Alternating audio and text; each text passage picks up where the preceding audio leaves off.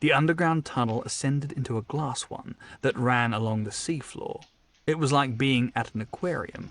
There were numerous sea creatures floating near the tunnel, and Jason could sense the subtle magic attracting them. "That's a nice touch," Jason said. "That was my idea," Emmy said. "It was?" Jason said. "It really was," Farah said. "I did a little neatening up of their design, but that's all," Jason said. The pair leapt up the several stories to the rooftop helipad. Jason, with bronze-rank strength and his cloak, stumbled. Emerging from the essence abilities, but enhancing his skill in wielding them.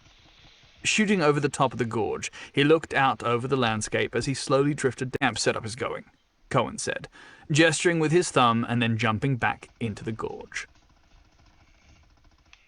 Jason could have used shade for transport, but decided to set out on foot. During his time away, he had worked on his ability use, but not every wind and lightning elementals danced on the air like dandelion petals, while earth elementals swarmed around the creature's feet. Gordon, force. The blue beams of disruptive force were doomed for the amorphous wind and lightning elementals, disposing of them with a crackle lizard that was the size of a school bus. Jason sensed the magic precursor of an attack and juked sideways. Not slowing, shields went to work as Jason floated in the air where he'd been slapped. He extended his hand towards the monster.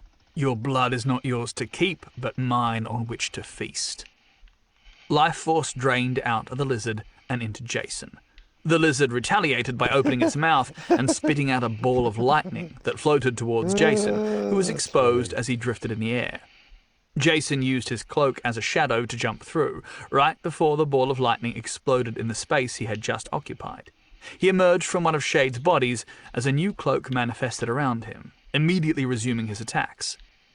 The rapid-fire strikes from his dagger represented a fundamental change in Jason's approach to combat. He had long ago given up on rapid kills as impossible, due to his lack of immediate damage attacks. Instead, he consigned himself to the slow and steady I won, motherfucker!